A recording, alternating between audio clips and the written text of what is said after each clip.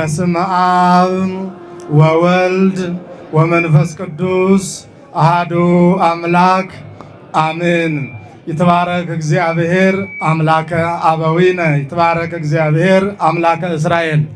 ክቡር አባታችን መላከ መንክራት መምህር ግርማ ወንድሙ የዚህ ደብር የበላይ ጠባቂ የሁላችን አባት የሁላችን ባራኪ የእግዚአብሔርን ቸርነት የእግዚአብሔርን ምሕረት የእግዚአብሔርን አዳኝነት ፈልጋችሁ ከሩቅም ከቅርብም የመጣችሁ እግዚአብሔርን የምትወዱት እሱም የሚወዳችሁ የእመቤታችን ንጽሕተ ንጹሐን የድንግል ማርያም ልጆች እንደምን አደራችሁ? እንደምን ከረማችሁ? እስቲ እግዚአብሔርን ከፍ ባለ ምስጋና አመስግኑት። ማመስገን እልልታም ጭብጨባም መዘመርም ሁሉም የእያንዳንዱ መክሊት ስላለው እግዚአብሔርን ማመስገኛችን ስጦታችን ብዙ ነው ማለት ነውና አሁን እኔ ብዙ ሰዓት አልይዝባችሁም። አባታችን መላከ መንክራት መምህር ግርማ ወንድሙ ይህን ቤተክርስቲያን ከመጀመሪያው ሲቆረቆር ጀምሮ እዚህ ያደረሱ አባት የሁላችን እንቆቅልሽ በሳቸው ላይ እግዚአብሔር አድሮ የሁላችን እንቆቅልሽ የሚፈታበት ጸጋ እግዚአብሔር ያላቸው አባታችን ናቸው። እንኳንም በመካከላችን ተገኙልን። እስቲ እግዚአብሔርን አመስግኑላቸው። አዎ እግዚአብሔር ነው የሚያድነው። እሳቸው መልእክተኛ ታዛዥ አባት ናቸው። የእግዚአብሔር እንደራሴ ናቸው ማለት ነው። ስለዚህ እሳቸው በማይጠገበው አንደበታቸው ትምህርታቸውን ተረጋግተን እናዳምጣለን። መጥተው ያስተምሩናል፣ ይመክሩናል። ከኛ የሚጠበቀው መረጋጋትና ማዳመጥ ብቻ ነው። ምእመናን አደራ በዚህ ልክ ሁላችሁም እንድትታዘዙ፣ ርኩስ መንፈስም በዚህ ልክ መታዘዝ መቻል አለብን። አሁን መድረኩን ለአባታችንና ለመንፈስ ቅዱስ አስረክባለሁ።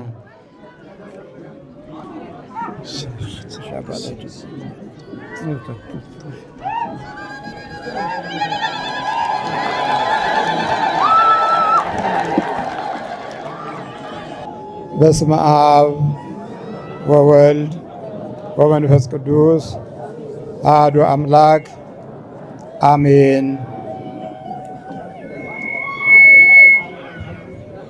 የተከበሩ አባታችን መልአከ ምሕረት ኪዳነ ቃል በለጠ፣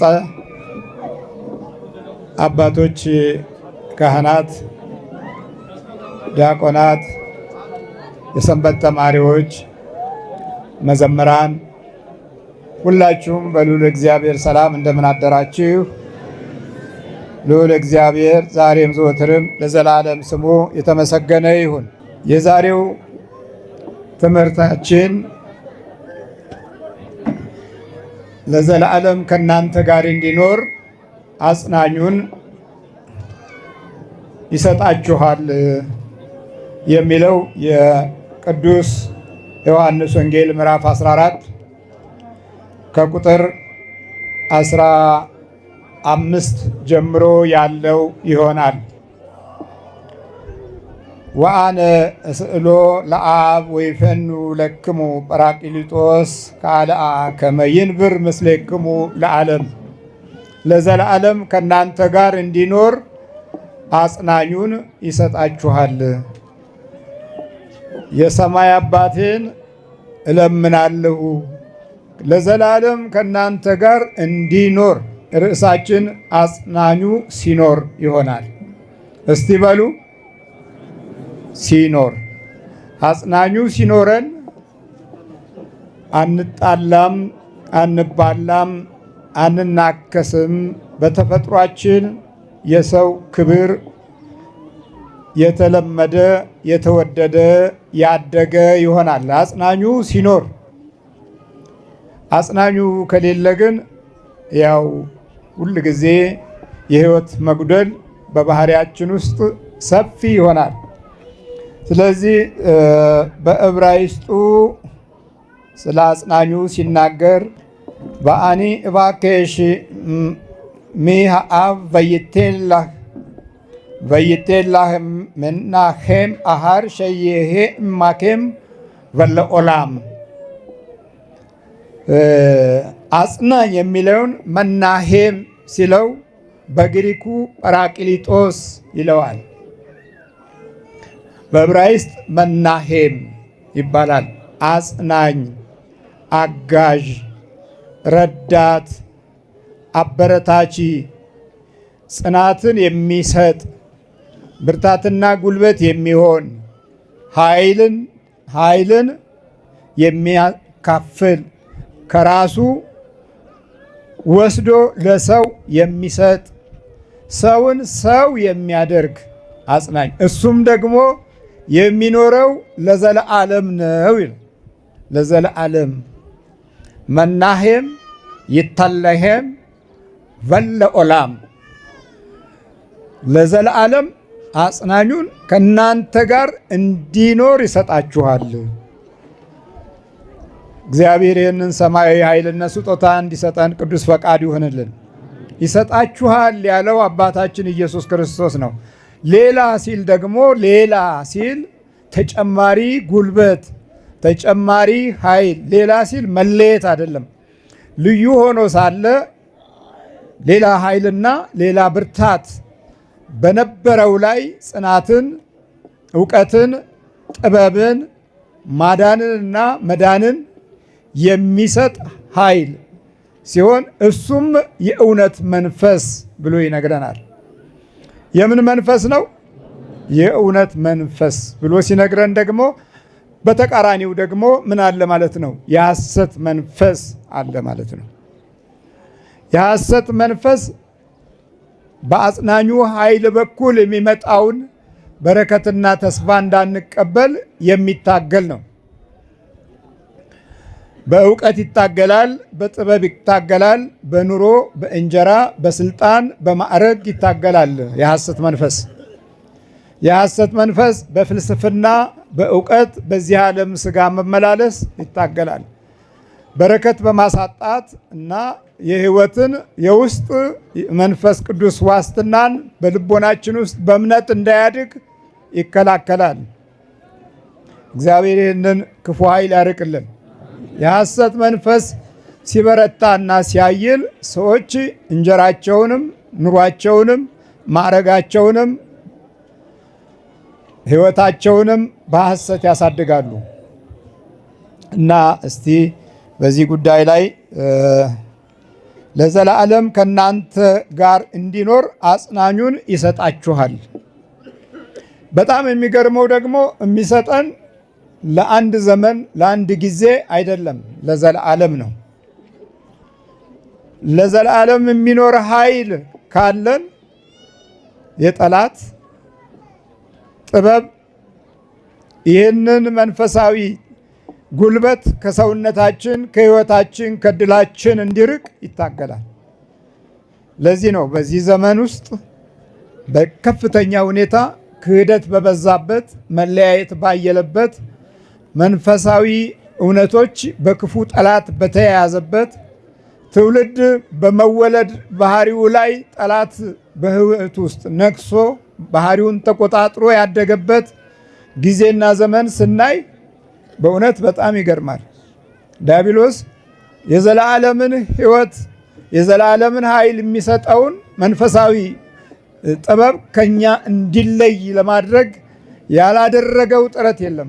አስቀድሞ አብሮ በመወለድ አብሮ በማደግ ባህሪያችንን በመለዋወጥ ሐሳብና ዕቅዶቻችንን በማክሸፍ የድል መስመራችንን በማጨለም ቀድሞ ብዙ ስራ ሰርቷል እና ይህንን ቅዱስ መንፈስ ሲነግረን የዮሐንስ ወንጌል እንዲህ ይላል፣ እርሱ ዓለም የማያየውና የማያውቀው ነው። ጰራቅሊጦስን ወይም መናሄንን፣ መናሄን ማለት እንግዲህ አጽናኝ ማለት፣ ጰራቅሊጦስ እሱም አጽናኝ ማለት ነው፣ አበረታች። ከሁሉ በላይ ደግሞ የውስጥ ባርኮትን ወደ ሰማያዊ ኃይል ከፍ የሚያደርግ ስንጸልይ ስናመልክ የምናገኘው ኃያልነት ከዚህ አጽናኝ ነው እና እርሱ ዓለም የማያየውና የማያውቀው ስለሆነ ሊቀበለው የማይቻለው የእውነት መንፈስ ነው። ነገር ግን ከእናንተ ዘንድ ስለሚኖር በውስጣችሁም ስለሚሆን እናንተ ታውቃላችሁ አላቸው። እግዚአብሔር ስሙ የተመሰገነ ይሁን። ይሄን ዓለም አያውቀውም ማለት ከማያውቀው ዓለም ስለሆን ከፍተኛ የሆነ ጉዳት ደርሶብናል። ጉዳቶቻችን መካከልም ትልቁ ውድቀት መንፈሳችንን መለየት አለመቻላችን ነው። እግዚአብሔር ምሕረቱን ያብዛልን። መንፈሳችንን አለየን ነው። የጣዖት መንፈስ ነው ያለብን፣ የአይነ ጥላ መንፈስ ነው ያለብን፣ የዛር መንፈስ ነው ያለብን፣ የውቃቢ መንፈስ ነው ያለብን፣ ወይ የዘመኑ የሉሲፈር መንፈስ ነው ያለብን። ይህንን የምንለይበት ጸሎት አላገኘንም። የአምልኮት መታዘዝም በባህሪያችን ውስጥ ስፍራ አልነበረውም። ስለዚህ ከማያውቀው ዓለም ውስጥ ሆነን እንዳክራለን። እዚህ ምንድን ያለው? እርሱም ዓለም የማያየው ይላል። መጀመሪያ የማያየው ነው ይላል። አይታይም። ይሄ በመታየት ደረጃ የሚፈልጉት ሰዎች ስላጡት አብዮትን አመጡ። የመንፈሳዊ ሕይወትና ጥበብን የሚያናነቁ ታላላቆቻችን ገዢዎች ነበሩን። ክብራቸውን ከአራዊትና ከዱር እንስሳ ከዝንጀሮ ትውልድ ጋር ራሳቸውን አመሳሰሉ። በዚህ ሂደት ውስጥ እኛ ተወልደን አሁን በዛ ዘመን የተወለደው ትውልድ ብዙ አይነት የህይወት ኪሳራ ገጥሞታል። የመስማት፣ የማዳመጥ፣ የመለወጥ፣ የባህሪ መልካምነት፣ የቅንነት፣ የበጎነት፣ የመታዘዝ፣ የቸርነት መንፈሳዊ መርሆች ከህይወቱ ጎሎ ተወልዷል። ለምን? ትልልቅ አባቶች የተባሉት እግዚአብሔር አምላክን ሰጪውን፣ መሐሪውን፣ ይቅርባዩን፣ በመንፈስ አጋዡን፣ በጽድቅ መሪውን የእውነት አምላክን ክዶ ነበራ። እንደ ሀገር እንደ ህዝብ አንድ ጋ የካድን ህዝቦች ነን። የዛ የክህደት አዝመራ የካደ ህዝብ አሁን ተክዷል። የተሳደበ ህዝብ አሁን ተሰድቧል። ያዋረደ መሪ ተዋርዷል። መለኮታዊ ኃይልን ያናናቀ አስተማሪ አሁን በቅዠት ውስጥ ይገኛል።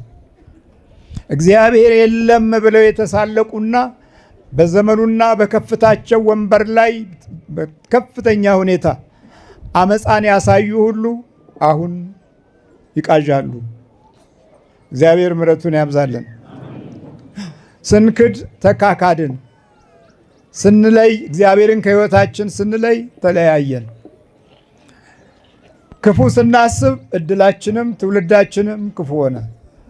የባህሪ መዛባት በከፍተኛ ሁኔታ የትውልዳችን አንዱ እንጀራ ሆነ። በተዛባ ህይወት ውስጥ የምናገኘውን እንጀራ ሐሰት ደባልቀን ስለምንራመድ የሚወለደውም ሐሰተኛ ሆነ።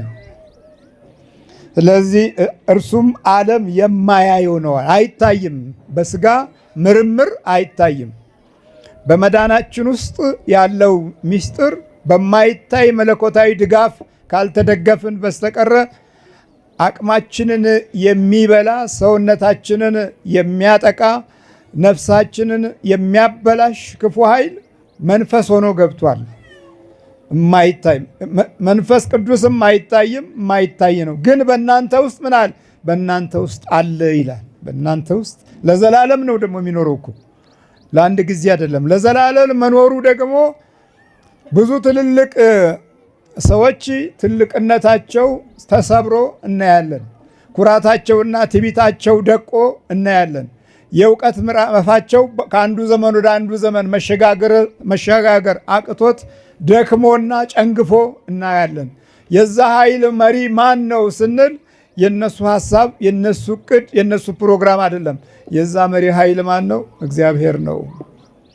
እግዚአብሔር ነው። አጽናኙን ሲሰጥ ለቤተ ክርስቲያን ይሰጣል፣ ለአገልጋዮቹ ይሰጣል። የሚታይ ግን አይደለም፣ ዓለም አያየውም ይላል። እንኳን መንፈስ ቅዱስን ቀርቶ በውስጡ ያደረውን ጠላት እንኳ ማየት ያልቻለ ትውልድ ነው። ለብዙ ዘመናት እያሾፍን ስንቀልድ የነበረው ጊዜ ስናስበው አሁን በብዙ ነገር ከህይወታችን ጋር ያለው ትግል ምንድን ነው እንላለን። ተምሬያለሁ ግን አሁን ረስቼዋለሁ። ስራ ይዣለሁ ግን በረከት የለኝም። የጀመርኩት ወደ ፍጻሜ አይሄድም። ያሰብኩትና ያቀድኩት የሚገጥመው ሌላ ነው። ሁል ጊዜ ህይወቴ በድንገቴ ውስጥ ነው የሚያልፈው ብለን የምንጨነቀው አንድ ያላወቅነው ኃይል እንዲመራን ስላልፈለግን ነው። እሱም ማን ነው? ጰራቅሊጦስ አጽናኙ። ይሰጣችኋል እኮ ተቀብለን ነበረ። ግን እንዴት ኃይላችን እንደሚሆን፣ እንዴት እንደምንበረታበት፣ እንዴት ልናድግ እንደሚገባ አለማወቃችን ብቻም ሳይሆን የመናፍስት ምሪት መንገዶቻችንን አጨናብረውታል፣ አበላሽተውታል። የህሊና መሪያችንን ጠላት አድርገናል። በውስጣችን ያለው ጠላት እንዲመራን ሆኖ ገዝቶናል። አይነ ጥላው ባልሆነ መንገድ አቅጣጫ ያስተሃል። መተተኛውና የሰዎች አይን ላይ የሚያርፈው ምቀኛውም ደግሞ የዛኑ ኃይል ይታገላል። ስለዚህ ዓለም የማያየው ሁለተኛ የማያውቀው በእውቀት ደረጃ የማያውቀው ነው። ማንን? አጽናኙን። ይህ አጽናኝ ሲጠፋ ሰዎች አመለኞችና ሱሰኞች ይሆናሉ። ግማሹ የነገር ሱስ፣ ግማሹ የጠብ ሱስ፣ ግማሹ የመቀኝነትና የክፋት ሱስ፣ ግማሹ ደግሞ የተንኮልና የግፍ ሱስ፣ የሴራ እነዚህ የመሳሰሉት ሁሉ የሚመጡት የዚህ አጽናኙ ኃይል በሰዎች ልቦና ውስጥ ለመኖር እድሉን ሲያጣ ነው። ወይም በጠላት እጅ ውስጥ ስንወለድ አናውቀውም። እንደ እውቀት ፈልገን አንጠቀምበትም። አያውቀውም ሲል እኮ እውቀት የሚሰጥ መሆኑ ነው። ዓለም አያውቀውም። ሶስተኛው ሊቀበለውም አይችልም። በዓለም ያለው እንዲህ ነው። በስጋ ምርምር የተማርን ሰዎች አብዛኛው ሕሊናችን ውስጥ የተቀመጠው ከአንድ ዘመን ቆይቶ የተወሰነ ወቅት ላይ ሰርቶ በኋላ ትውልድን አጨንግፎ አበላሽቶና እድል ሰብሮ የሚሄድ ነው። ለምሳሌ በአገራችን የኮሙኒዝም አስተሳሰብ በትልቁ ሁኔታ የብዙ ትውልድን አእምሮ፣ ሐሳብ፣ ሕይወት፣ እምነት፣ ስነ ምግባር እና አካሄድ፣ ባህል፣ ወግ ሰብሮብናል። ከዛን ጊዜ ጀምሮ በከፍተኛ ሁኔታ ለትውልዳችን በጣም አደገኛ ነገር ባህሪ ውስጥ አስቀምጧል። ስግብግብነት፣ ማታለል፣ ማጭበርበር፣ መቀማት፣ መንጠቅ፣ መስረቅ መደበኛ ዓላማ ያደረገ ዜጋ አፍርተናል። እግዚአብሔር ይማረን። አይታይም፣ አይታወቅም፣ ሊቀበለው የማይቻል ነው ይላል። ዓለም ነው ታዲያ በዓለም ያለው። እሺ በዓለም አይደለም የምንኖረው? በዓለም ትምህርት ቤት አለ ጊዜ ጨረስ ነው። ሊቀበለው አይችልም። ይህንን አጽናኙን፣ አበረታቹን፣ ጉልበት የሚሆነውን፣ ሞገስ የሚሆነውን፣ ጸጋ የሚሆነውን፣ መድህን የሚሆነውን ሊቀበለው አይችልም ዓለም። ታዲያ የተቀበሉ ወገኖች ነው ያሉን። እውቀታችን በዚህ ዳርቻ ውስጥ አልፏል። በአምልኮት ጸጋ ሞገስ ውስጥ ተባርኳል። ቀንም ሌሊትም ጧትም የማመስገኛ የመንበርከኪያ የመስገጃ ጊዜ አግኝተናል። አጽናኙን በሕይወታችን ውስጥ ለማኖር መንፈስ ቅዱስ ምሪት ለማግኘት ረዘም ላለ ሁኔታ የእድል ባህሪያችን እሱ እንዲሆን ለማድረግ ምን ያህል የጸሎት ጊዜ ነበረን? የለንም። ወሬም ስናወራ በፍጹም በመለኮታዊ ምሪት ውስጥ የሚያልፍ ድምፆች የሉንም። በተገናኘን ቁጥር መንፈሳዊ ኃይል ለማዳበር ዝግጆች አይደለም። በተቃራኒ መንፈስ ያሉት ግን ስለ ጌታ ብዙ ሊያወሩ ይችላሉ። ብዙ ቢያወሩም ግን ሌላኛው አይነት መንፈስ ነው። የእኛን መንፈስ ማሳደግ ካለማቻላችን የተነሳ ከቤተሰቦቻችን ከ100 ዓመት በፊት ከ200 ዓመት በፊት ከ300 ዓመት በፊት ከኋላ የተከተለን መንፈስ አለ። የለም ስትል ኖርክና አሁን ተቸገር። ከኋላ አለ ብዙ ኮተት። እኔ ጋር ምን ይሰራል? አላመለኩ፣ ጀበና አልጣድኩ፣ አልጎዘጎዝኩ፣ አልበተንኩት። የበተኑት በቂ ነው። ከዛ በኋላ ካንተ ጋር ተወልዷል።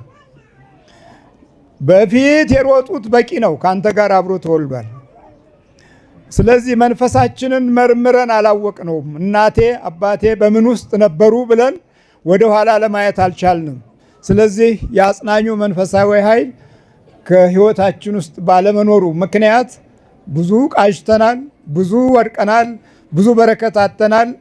የውስጥ ማስተዋልም ጭምር ጠላት ነጥቆናል እና ይህም የእውነት መንፈስ ነው ይላል። አሁን አጽናሚው ደግሞ አሁን ምን ሆነ እዚህ ሩህ ኤሜት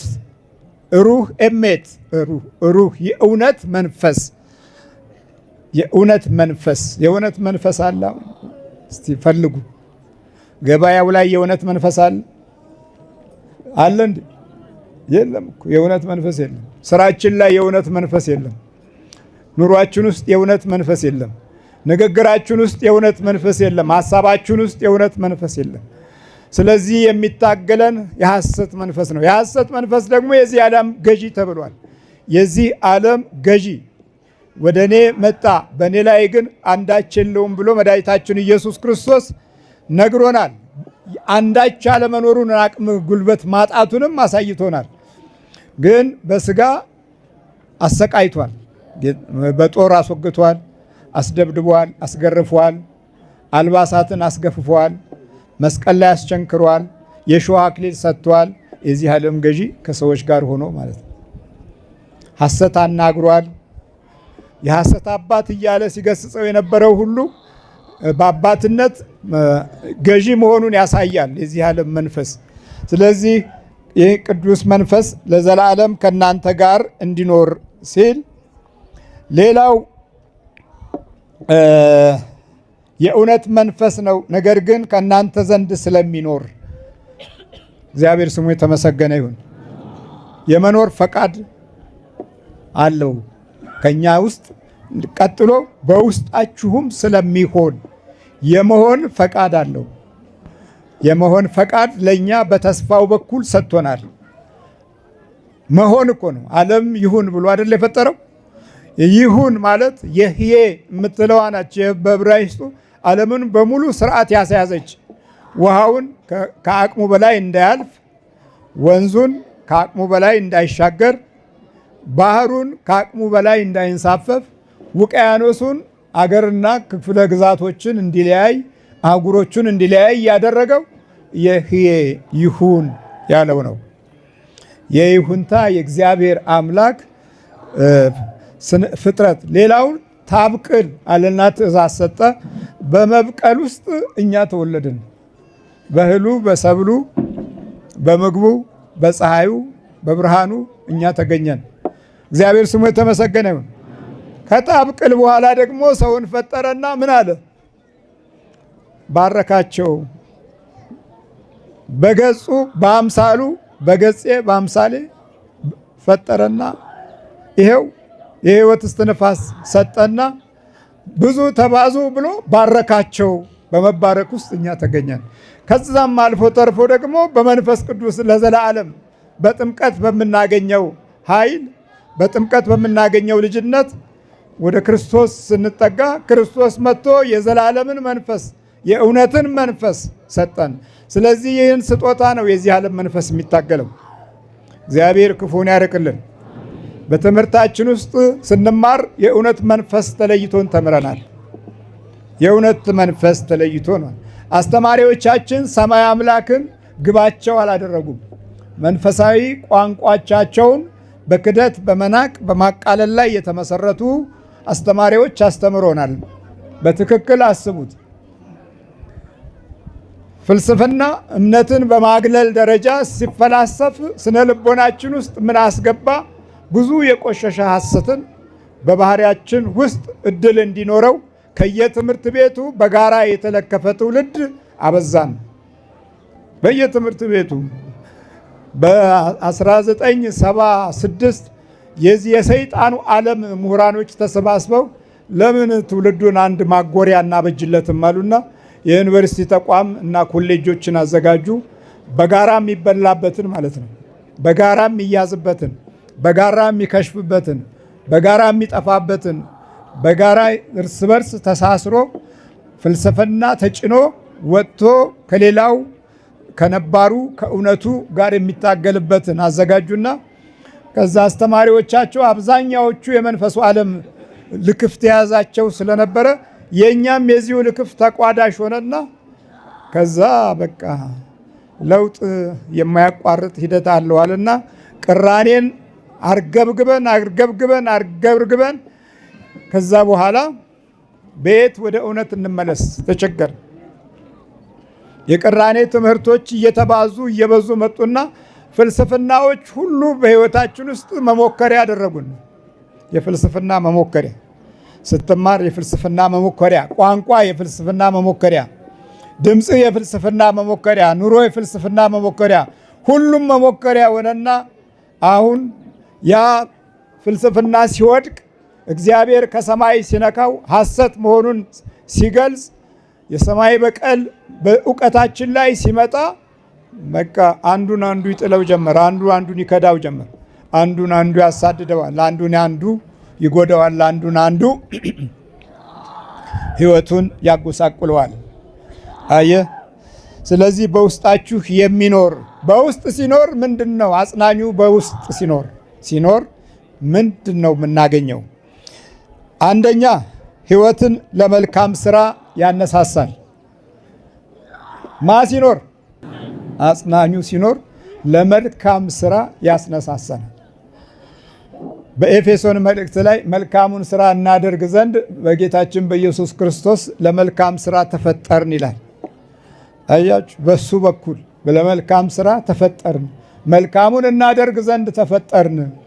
መልካምን ስራ እንድንሰራ ያዘጋጀናል። ታዲያ ዛሬ አጽናኙ አለ መልካም ስራ ለመስራት። መልካም ስራ እየመረረን አይደለም፣ እየከበደን እኮ ነው። መልካም ስራ ተቀባይነት እያጣ ነው። መልካም ስራ ፍቅር የማይገለጥበት ነው። መልካም ስራ መልካምነት ተቀባይነት የማግኘት እጣው የወደቀ ነው። በምቀኞች፣ በተንኮለኞች፣ በሰሬኞች እና በአድመኞች መልካም ስራ እየከሸፈ ነው። መልካም ስራ ዛሬ ሞኝነት እየሆነ ነው። አቤት አቤት! አጽናኙ ታዲያ አለን በዚህ ዘመን። አጽናኙ ቢኖር እንወድቃለን። አጽናኙ ቢኖር እንንገላታለን። አጽናኙ ቢኖር ውስጣችን ይታመማል። ስጋችን እስከመታመሙ በፊት ውስጣችን ታሟል። ከዛ በኋላ ነው ወደ ስጋ የመጣው። ውስጣቸው መታመምን ያላወቁት የአጽናኙ ጥበብ ምን ያህል ለሰው ልጅ አስፈላጊ እንደሆነ ለማወቅ እድሉን ያጡ ናቸው። ሁለተኛ አጽናኙ ሲኖር የሚኖርና የሚሆን ተስፋን ይገነባል። እየሰማችሁ ነው? የሚኖርና የሚሆን ተስፋን ምን ያደርጋል? ይገነባል። ውስጣችን ነው የሚገነባው። እንደዚህ የከተማ ውበት እንደሚገነባው የውስጥ ሕይወት መጀመሪያ ነው የሚገነባው። የውስጥ ሕይወት ካልተገነባ የከተማ ሕይወት ቢገነባ ምንም ትርጉም የለውም። ሰው ላይ ካልሰራን ምን ዋጋ አለው? ሰው ጠፍቶ፣ ሰው ተበላሽቶ፣ ሰው ተዋርዶ፣ ሰው ከስሮ፣ ሰው ወድቆ፣ ሰው ተርቦ፣ ሰው ተጨንቆ እዛ ውስጥ መድረስ የሚችል መንፈሳዊ ኃይል ያጠረን አጽናኙ ነው። አጽናኙ አያችሁ፣ አበረታቹ ኃይል የሚሆነው የውስጥ ድጋፍን የሚያቃናው ፍቅር የሚሰጠው በጎነትን የሚያበራው ሞገስና ጸጋን የሚያድለው አጽናኙ ሲያጥረን ሁለንተናዊ ውድቀት፣ ቤተሰባዊ የህይወት ጉስቁልና ይሆናል አጽናኙ ሲጠፋ። ስለዚህ የሚኖርና የሚሆን ተስፋን ይሰጠናል። የሚኖር ነው፣ የሚቆይ ነው። አሁን ምንድን ነው? ምን ተስፋ አለን? እስቲ ፈልጉ ውስጥ ያላቆየነውን ተስፋ ከየት እናምጣው? ያልጠበቅነውን ተስፋ ከየት እናገኘው? ተኛን እኮ ረጅም ዘመን። ለጸሎት ጊዜ አልሰጠንም። ለአምልኮት ጊዜ የለንም። ጠዋት የምስጋና ጊዜ የለንም። የመንበርከኪያ ጊዜ የለንም። እጅ የመዘርጊያ ጊዜ የለንም። ስለዚህ ሰይጣን ቀደመ። በብዙ መንገድ ሱስ ሆነ፣ አመል ሆነ። የዕለት ደስታ ፍለጋ ብዙ ሱሰኞችን ተበላሽተው እንዲገኙ አድርጓል። ትምህርት ቤቶች ብዙ የጋበሶ ትውልድ መናኸሪያ እንዲሆን አድርጎታል። ልክፍቱ፣ ቡዳው፣ አይነጥላው ተመችቶታል። እንደ ልብ በልቶታል። ከቤት በሰላም ወጥቶ ተለክፎ ራሴን አመመኝ እያለ የሚገባው ከትምህርት ቤትም ጭምር ሆኗል። አቤት አቤት! ከዛ በኋላ ቀስ በቀስ ሲለማመደውና ራስ ምታቱ የሚመጣው የፈተና ቀን ነው። የፈተና ቀን ራሱ ላይ ጉብልና ይቆለላል። ከዛ በኋላ ኤ ነው ቢ ነው የሚለው ነገር ዋጋ የለውም። ያ የተማረው 12 ዓመት 7 ዓመት 8 ዓመት 9 ዓመት የደከመበትን ድራሹን አጥፍቶት ከትምህርት ወደቀ ይባላል። ተይዟላ ውስጡ። መያዙን እናት አታቅም፣ አባት አያቅም፣ ወንድም አያቅም። ለዘላለም የሚኖር የሚሆን ተስፋን በውስጥ በኩል ይገነባል። የውስጥ ግንባታ ማለት የአጽናኙ ኃላፊነት ነው። አጽናኙ የሰማይ አባታችን የሚሰጠን የአዲስ ኪዳን የቃል ኪዳኑ ኃይል ነው። የተሰጠን የተስፋ ብቻ አይደለም፣ ተስፋው የሚገለጥ የእውነት አምላክ መንፈስ ቅዱስ ነው። ዳዊት እንዲህ ብሎ ጸልዮአል። ቅዱስ መንፈስህን ከኔ ላይ አትውሰድብኝ። ምንድን ነው ያለው? ቅዱስ መንፈስህን ከኔ ላይ አትውሰድብኝ፣ የመጽናናትንም መንፈስ ስጠኝ። አውቆታል። ከተወሰደበት ምን ሊሆን እንደሚችል አውቋል። ለዛውም ከሳኦል ተምሯል። በሳኦል ዘመን በመሪው ዘመን የነበረ ስለነበረ የመሪውን ውድቀት አውቆታል፣ ተረድቶታል። የት እንደደረሰ የት እንደወደቀ ሳኦል በሱ ዘመን ያየው የመከራ ገዢ መሆኑን አይቷል። በሱም ላይ 3 እና 4 ጊዜ ጦር ተወርውሮበታል፣ ጠላት አድፍጦበታል። ዳዊት እንዲሞት መልካም ሰው የምስጋና የፍቅር ሰው እንዲሞት ትግል አድርገው ነበረ። ግን ቅዱስ መንፈስህን ከኔ ላይ አትውሰድብኝ፣ ከዛም በላይ ደግሞ እግዚአብሔር እረኛዬ ነው አለና የእረኝነት ኃላፊነቱን የጥበቃውን መንገድና መስመር ለእሱ አሳልፎ ሰጠ። ሳኦል ሲሞት እሱ የእስራኤል መሪ ሆነ። የእግዚአብሔር ቅዱስ መንፈስ ቀደመና የቃል ኪዳን በረከቱ ከትውልድ እስከ ትውልድ እንዳይቆም የዳዊት አምላክ ተባለ። ከዳዊት ወገን ቅድስት ድንግል ማርያም ተገኘች። እሷም መንፈስ ቅዱስ በአንቺ ላይ ይጸልልሻል አለና ቅዱስ ገብርኤል የመንፈስ ቅዱስን ኃይል በእሷ ላይ የሚኖረውን ግርማ ሞገስ ገለጸ። እግዚአብሔር ስሙ የተመሰገነ ይሁን። የሚኖር ነው ታዲያ የማይኖር ነው? ይሄ የሚኖርና የሚሆን ተስፋ አያችሁ፣ በቅድስት ድንግል ማርያም ተገለጠ። የሚኖርና የሚሆን ተስፋ፣ የማይሆን ተስፋ አይደለም፣ የሚሆን ተስፋ። የሶሻሊዝም ተስፋ ከስሯል። የኮሚኒስቶች ተስፋ ከስሯል። የዛን ዘመን የነበረው ኩራታቸው ግን የማይበገር ይመስል ነበር። የማይጠፋ የማይወድቅ ይመስል ነበር። ይሄ ጊዜ ያልፋል እንዴ እያልን ነበረ፣ አለፈ። እግዚአብሔር ስሙ የተመሰገነ ይሁን። የሚኖር ተስፋ የሚሆን ተስፋ ያለው እግዚአብሔር ቤት ነው። ያ ነው አሁን ያሰባሰበን። ዘር፣ ጎሳ፣ ነገድ አይደለም። የጋራ ጠላታችን ሰይጣን አለ።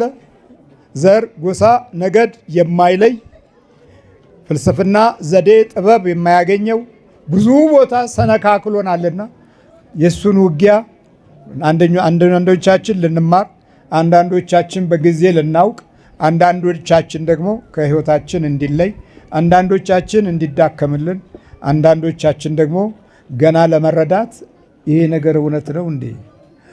አበሻ ይሄ እውነት ነው እንዴ እያለ ስንት ዘመን ገፋ።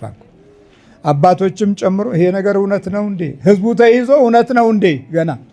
ገና እውነት ነው እንዴ? ይሄ ነገር እንደዚህ መጫጫህ ለካ ጉዳት ነው እንዴ? ለካ እኛ ውስጥ አለ እንዴ? ገና ለካ አለ እንዴ የሚሉ አሉ። አሁን እዚህ ውስጥ ገና እሱ ብዙ ሰርቷል። ዘር ማንዘር ይዞ ብዙ አጥፍቶ ብዙ አውድሞ ሐሰትን አግኖ ክፋትን አበራታቶ፣ አንዳንዶቻችን ደግሞ ለፌዝ የምንመጣም አለን። እናፌዛለን። ዛሬ እዛ አለ እስቲ ሄጄ ልደበር የሚልም አለ። ልደበር ይላል፣ ተደብሮ ይሄዳል። እሺ፣ ሶስተኛ ቸርነትን፣ በጎነትን፣ ቅንነትንና ትሕትናን በሕይወት ውስጥ ያኖራል። አጽናኙ ሲኖር። ሲኖር? አጽናኙ ሲኖር ቸርነትን፣ በጎነትን፣ ቅንነትን፣ ትሕትናን በሕይወት ውስጥ ያኖራል። መንፈስ ቅዱስ ይሄ ነው ስራው። የእውነት መንፈስ ይሄ ነው ስራው። አሁን እዚህ በጎነት አይኖረንም፣ በኋላ ሰው እንረግጣለን። ጉባኤያችን አልፎ አልፎ የሚሆነው እኮ በጣም አስቸጋሪዎች ስለሆነ ነው። የደከሙ ሰዎችን ረግጣችሁ ትገላላችሁ። ምክንያቱም መስገብገብ ነው፣ እንስገበገባል። ደህናውን ጊዜ ስንሳደብ አሳለፍ ነው። ደህናውን የበረከት ጊዜ መውጫ መግቢያው ደግ የነበረውን ጊዜ አሳለፍ ነው። አሁን ክፋት በአንድ በኩል ያጓራል፣ ምቀኞች በአንድ በኩል ይጮሃሉ፣ ተንኮለኞች በአንድ በኩል ያሳድዳሉ። ከውስጥም ከውጭም እርግማን አለ። በእርግማን ዘመን ስለተወለድን ይሄ የሚጠበቅ ነው። የስድብ ትውልድ የስድብ እንጀራም በከፍተኛ ሁኔታ ምድራችንና ትውልዳችንን በክሎታል። ስለዚህ የአጽናኙ ሲኖር ቸርነት፣ በጎነት፣ ቅንነት፣ ምሕረት፣ ትህትና፣ የዋህነት በውስጣችን ይኖራል። አሁን ያለው ግን ያ አይደለም ያለው፣ አጽናኙ አይደለም ያለው። አራተኛ በመከራ ጊዜ ጽናትን፣ ኃይልን፣ ጥንካሬንና የማሸነፊያ መንገድን ይሰጣል። ማ ሲኖር? አጽናኙ ሲኖር የማሸነፊያ መንገድ ይሰጣል። በወደደን በእርሱ ከአሸናፊዎች እንበልጣለን የሚል የተስፋው ቃል በቅዱስ ጳውሎስ በኩል በሮሜ መልእክት ላይ ነግሮናል። በወደደን በእርሱ ከአሸናፊዎች እንበልጣለን። አንድ ወቅት ላይ ደግሞ በሰራዊት ብዛት ተጠናክሮ የነበረ ታላቅ ፍርሃት ያደረበት ደቀ መዝሙር እረ ጌታ ሆይ፣ እረ ጌታ ሆይ ተወረናል፣ ተከበናል ሲል ግያዝ አይደለም ተውቶ አይዞህ አትፍራ አለው። እነርሱ ጋር ካሉት እኛ ጋር ያሉት ምን ይላል? ይበልጣሉ። ግን አላያቸው። ስላላያቸው ያየውን ብቻ ፈራ። የሚታየው ዓለም የሚያስፈራ አይደለም። የማናየው ዓለም ጠባቂ አለ። እነርሱ ጋር ካሉት እኛ ጋር ያሉት ምን ይላል? ይበልጣሉ አለና በኋላ ዓይኑን ግለጥ ብሎ ሲጸልይ እንደገና እነዛ ከባቢዎቹ በሌላ ሰራዊት ተከበዋል። ዓይናቸውን ሲይዘው ጊዜ ዓይናቸው ዓይነ ስውር ሆነ። በሙሉ ወራሪዎቹ እየተመሩ ወደ ማን ተወሰዱ? ወደ ኤልሳ ተወሰዱ። ዓይናቸው ታውሮ ማለት ነው። እግዚአብሔር የሌለው ትውልድ ሁሉ ይታወራል። ለአምልኮትና ለመንፈሳዊ ነገር ችላ ያለ፣ ለአምልኮት ሕይወቱን ያልሰጠ፣ የመንበርከክ ዋጋን እንደ ታላቅ ስጦታ እንደ አንድ ታላቅ የምስጋና ኃይል አድርጎ ያልቆጠረ ትውልድ በዲያብሎስ ይንበረከካል፣ በግድ ይንበረከካል። ያልተንበረከኩት እኮ በኑሯቸው ውስጥ ተንበረከኩ። ስልጣናቸው ሲሻር፣ ማዕረጋቸው ሲወድቅ ተንበረከኩ። ማዕረጋቸው ሲሻር፣ ሞገሳቸው ሲለይ፣ ኩራታቸው ሲወድቅ ግንባራቸውን ደፉ። አብዮቱ እኮ ብዙ አስተምሮን ነበር፣ አልገባንም እንጂ ያው እኛ እያደረ ያው ከዕለት እንጀራችን ጋር የምንረሳው ነገር በጣም ብዙ ነው። ስለዚህ በመከራ ጊዜ ጥንካሬን፣ ማሸነፍን፣ መንፈሳዊ ጉልበትን ይሰጣል። ማ ሲኖር? አጽናኙ ሲኖር። አምስተኛ የትላንትና ያለፈውን ዘመን ቃል ኪዳን ለዛሬ ልምድ እንዲሆን ያስታውሳል። ተዘከረነ እግዚኦ በውስተ መንግሥትከ፣ በመንግሥትህ አስበን እያልን የምንጮኸው እኮ የትላንትናውን ጭምር እያስታወስን ነው። ምን ያደረገላቸውን፣ የማራቸውን፣ ክብር የሰጣቸውን፣ ሞገስ ያለበሳቸውን፣ መንፈሳዊ ጸጋ ያካፈላቸውን የትላንትናውን ለዛሬ ያመጣል። ማን? አጽናኙ። የትላንትናውን ለመቼ ያመጣል? ለዛሬ ያመጣል። ከትላንትናው አካፍሎ ለዛሬ ሲሰጠን የዛሬው ጊዜ ይሸሻል። የዛሬው ጊዜ፣ የዛሬው ክፋት፣ የዛሬው ትውልድ ወደ እውነት የግድ ይጠጋል። አለበለዛ ግን አጽናኙ ከሸሸ፣ አጽናኙ ከተለየህ በየሄድክበት በየወጣህበት የምትሰማው ዜና የምናወራው ወሬ ሁሉ እልቂት፣ ፍጅት፣ ጥፋት ይሆናል። አጽናኙ ሲጎድል ይሄ ነው። በቤት ውስጥ በረከት ማጣት፣ ቤት መጨንገፍ፣ ኑሮ መጨንገፍ፣ ጊዜ ትውልድ መጨንገፍ የተለመደ የሕይወታችን ዕጣ ይሆናል። በረከታችን ጭንግፍ ያለው እኳ ለምክንያት አይደለም። አጽናኙን በየግል ሕይወታችን በኑሯችን ውስጥ በባህሪያችን ውስጥ በውስጣችን ውስጥ እንዲኖር የዕለት አምልኮት የለንም። የዕለት አምልኮት የለም፣ ጠፍቷል። እሱ ረስተነዋል። የዕለት አምልኮት ማለት ዛሬን መንበርከክ ማለት ነው። ዛሬ እጅን መዘርጋት ማለት ነው። ጧትም ማታም የመጸለያ ቦታ አዘጋጅቶ መጮህ ማለት ነው። እዚህ እንቀደሳለን፣ እቤታችን ደግሞ እንባረካለን። አሁን ችግሩ እዚህ እንባረካለን፣ እቤታችን ክፉ ይጠብቀናል፣ እዛ እንቃዣለን። በጣም ችግር ነው። አጽናኙ ሲኖር የትላንትናውን ያለፈውን ዘመን ቃል ኪዳን ለዛሬው ልምድ እንዲሆን አምጥቶ ያካፍለናል። የት ነው የሚያስቀምጠው? ውስጣችን፣ ባህሪያችን ውስጥ፣ እዚህ ውስጥ ያስቀምጠዋል። እዚህ ውስጥ ሲቀመጥ ሲወጣ በፍቅር ይወጣል፣ በሰላም በጥሩ ቋንቋ ይወጣል፣ በመልካም ገጽ ይወጣል። በተኮማተረ ግንባር አይደለም፣ በክፋት በሚተያይ እይታ አይደለም የሚወጣው፣ በክብር ይወጣል፣ በጸጋ በሞገስ ይወጣል። ማ ሲኖር? አጽናኙ ሲኖር። እግዚአብሔር ስሙ የተመሰገነ ይሁን። ስድስተኛ ካለፈው ትውልድ የኖረበትን ጥበብ አምጥቶ ያካፍላል።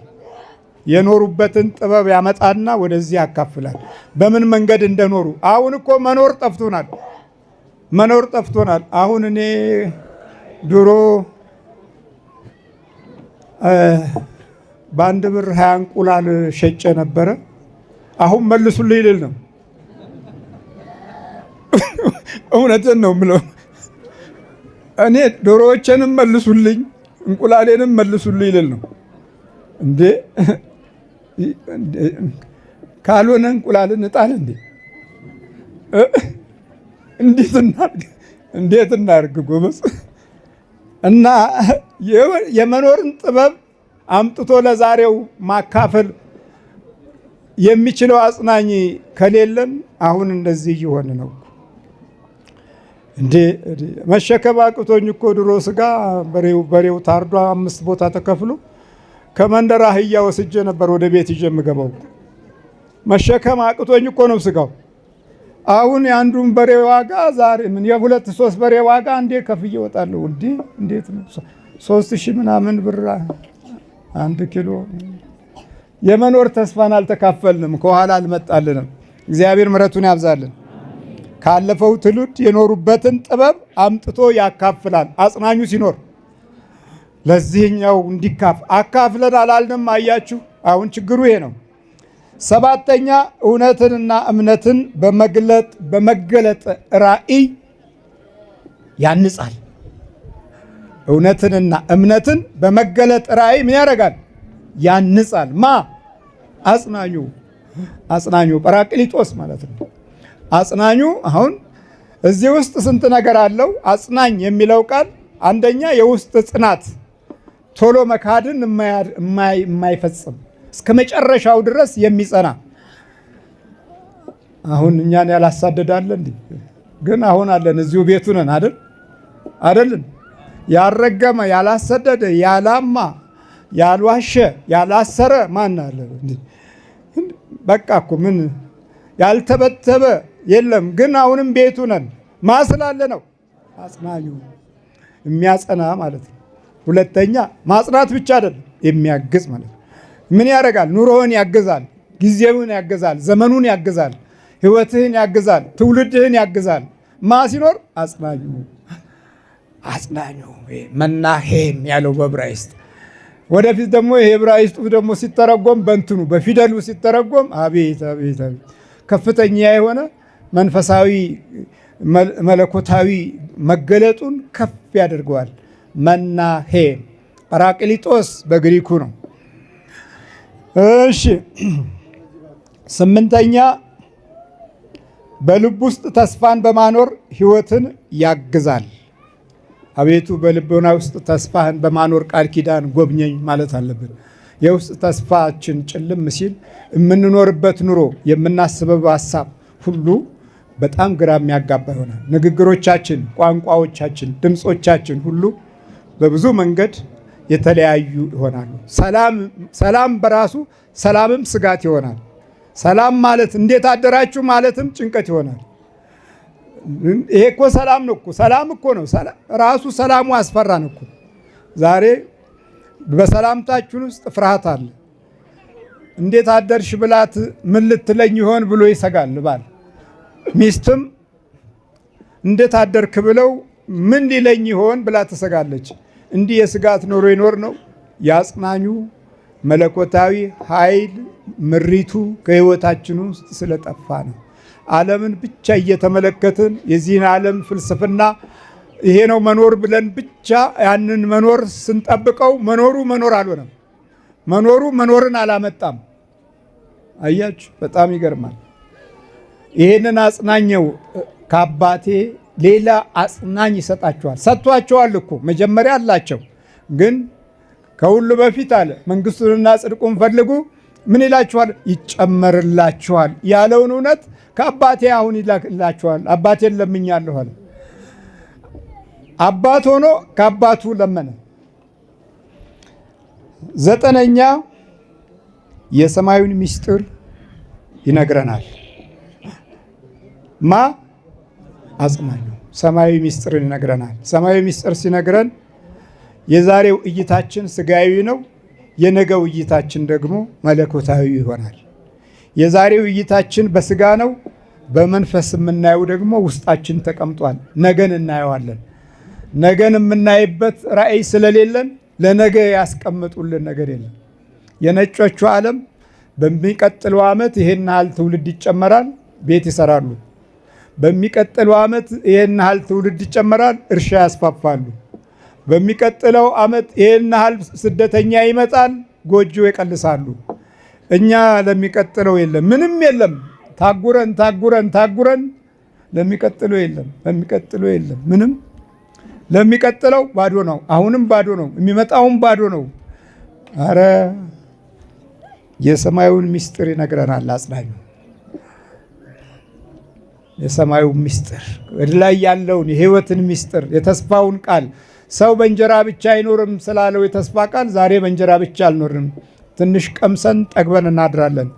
እንደ በረከት ማጣቱ ቢሆን ኖሮ አቤት አቤት ሁሉም በወደቀ ነበር። እንደ ጭካኔያችን እንደ መለያየታችን እርስ በርስ በክፉ ዓይን እንደምንተያየው ክፉን ብቻ እንድንለምደው ስለተደረግን አጽናኙ በባህሪያችን ውስጥ ያለውን ሞገስ አጥቷል። ሊሰጠን የሚችለውን ሞገስ አጥተነዋል።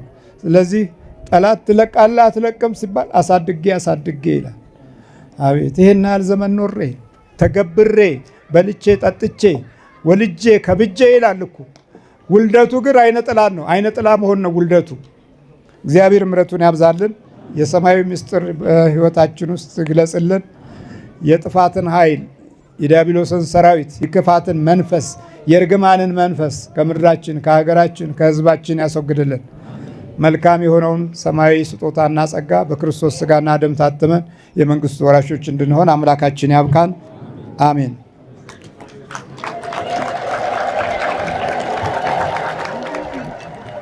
ምስጋና በደንብ ያስፈልጋልና አመስግኑት እግዚአብሔር።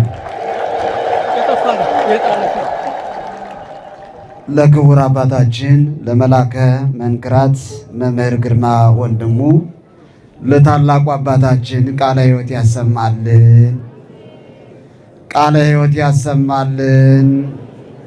የሚገርም እጅግ የሚገርምና ጥልቅ ምስጢር ያለው አስተምሮ አይምሮን ስብስብ አድርጎ እንድንረዳ የሚያደርገን ትምህርተ ወንጌል ነውና ረጅም ዘመን ለአባታችን ያድልልን።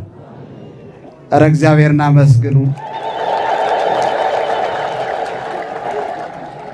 አባታችን ለመላከ መንክራት መምህር ግርማ ወንድሙ ጰራቅሊጦስ መንፈስ ቅዱስ አጽናኝነቱን ተራዳኢነቱን በሚገባ መልኩ ላስተማሩን ለአባታችን ቃለ ሕይወት ያሰማልን በሉልን። እልል ብላችሁ አመስግኑ ምእመናን። አዎ እግዚአብሔር አምላክ ጰራቅሊጦስ መንፈስ ቅዱስ አጽናኛችን ነው። ዓለም በብዙ ነገር ተስፋ ብታስቆርጠን፣ ዓለም በብዙ ነገር ውስብስብ ብታረገው ሕይወታችንን እማይጥለንና እማይተወን ማናለን? ምእመናን ማናለን? እግዚአብሔር አለን። ምእመናን ምንም አይነት እኛ ክርስቲያኖች ተስፋ መቁረጥ ውስጥ የምንገባበት ምክንያት የለም። ዛሬ በዊልቸር የመጣችሁ ትኖራላችሁ፣ በሰው ቅፍ የመጣችሁ ትኖራላችሁ። ተስፋ ቆርጣችሁ ዓለም ላይ ያሉ ዶክተሮች አንተ ተስፋ የለህም፣ አንቺ ተስፋ የለሽም፣ እጣፋንታሽ እጣፋንታ መሞት ብቻ ነው ብለው የፈረዱብን እንኖራለን። ነገር ግን የኛ ዶክተር ማን ነው? ምእመናን ዶክተራችን ማን ነው? አዳኛችን ማን ነው? እስቲ ለእግዚአብሔር ከፍ ያለ ምስጋና ስጡ። በዊልቸር መታችሁ፣ በሰው ቅፍ መታችሁ እንቆቅላሻችሁ ሁላ ውስብስብ የሆነባችሁ እግዚአብሔር አምላክ እንቆቅልሻችሁን ይፍታላችሁ። የሁላችንም እንቆቅልሽ ይፍታልን። ምእመናን እግዚአብሔር አምላክ ከኛ ጋር ይሁን። አመስግኑት። አዎ አገልግሎቱ ይቀጥላል። አድነኑ ብለን ሰሮተ ሕዝቡ እናደርግና አገልግሎቱ ይቀጥላል። አድነኑ እንላለን። አድኅኖ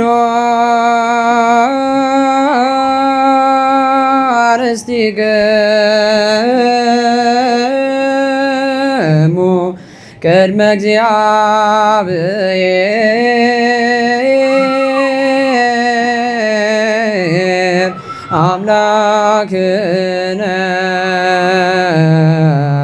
በእደ ገብሮሙ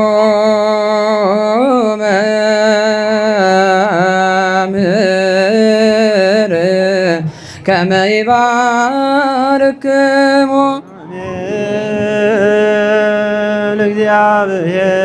እግዚአብሔር ይባርከነ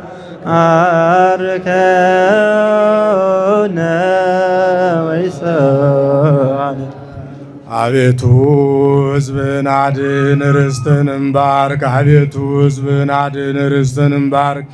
አቤቱ ሕዝብን አድን ርስትንም ባርክ። ካህናትንም አክብራቸው፣ እስከ ዘላለሙ ጠብቃቸው፣ ከፍ ከፍም አድርጋቸው። በአንድ ልጅ በጌታችን በአምላካችን በመድኃኒታችን በኢየሱስ ክርስቶስ በክቡር ደሙ የወጃት ቤዛም ይሁን ከቅድስት ቤተ ክርስቲያንን ጠብቃት። ለነገሥታትና ለመኳንንት ለንጹሕ ወገንና ቅዱስ ለሆነ ሕዝብ ማደሪያ ትሆን ዘንድ የጠራት በዚህ ቅዱስ ስፍራ መጥታችሁ ተሰብስባችሁ ያስቀደሳችሁ የጸለያችሁ የአምላካችን የመድኃኒታችን የኢየሱስ ክርስቶስ ቅዱስ ሥጋውን የበላችሁ ክቡር ደሙን የጠጣችሁ በማወቅ ወይም ባለማወቅ የሰራችሁትን ኃጢአታችሁን ሁሉ ይቅር ይበላችሁ። ሥጋ መለኮት ስለሚባል ሥጋው የሕግና የሥርዓት ደም ስለሚሆን ደሙ የአሸናፊ የእግዚአብሔር ልጅ በድንጋሌ ሥጋ በድንጋሌ ሕሊና ጥምት የምትሆን የማርያም ልጅ ኢየሱስ ክርስቶስ ባለፈው ይቅር ይበላችሁ ይቅር ይበለን። በሚመጣው የሚጠብቃቸው ይጠብቀን። አባቶች ካህናት፣ ወንድሞች ዲያቆናት፣ እንደዚሁም ሕዝበ ክርስቲያን ወንዶችም ሴቶችም ሕፃናትም ጭምር ከኃጢአት የተፈታችሁ ንጹሐን ሁኑ። እኔንም እናንተንም ለመንግሥተ ሰማያት የበቃንና የተዘጋጀን ያደርገን ዘንድ እግዚኦ መሐረነ ክርስቶስ 12 ጊዜ እንበል። ስለወለደችው ስለ እናቱ ስለ ድንግል ማርያም ብሎ እንድታረቀን በእንተ እግዝእትነ ማርያም መሐረነ ክርስቶስ። የአብ ጸጋ የወልድ ቸርነት የመንፈስ ቅዱስ አንድነት የእመቤታችን አማላጅነት የጻድቃን የሰማዕታት ምልጃና ጸሎት የመላእክቱ ጥበቃ ከሁላችን ጋር ይሁን። የማይሠራ ኃጢአት እግዚአብሔር ይፍታ።